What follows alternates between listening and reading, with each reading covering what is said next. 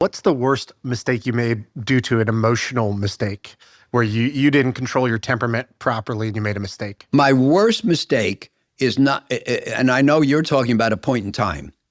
My worst mistake is that I have always been too conservative. My parents were traumatized by the Depression.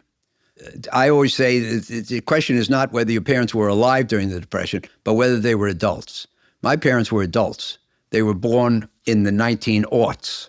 And so in the Depression, they were in their 30s. And they were, and the Depression was really traumatic. Nobody knows what it was like. And it ground on for over 10 years.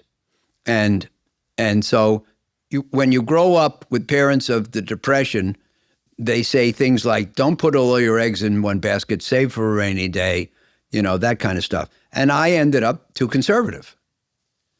And if it wasn't as conservative, I'd be richer today.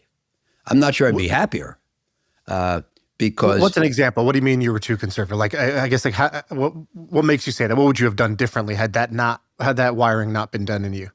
Well, I mean, I don't know. I might have gone into a more aggressive asset class than credit, like equities. I might have become a venture capitalist, or like my son Andrew, or a private or a leveraged buyout investor.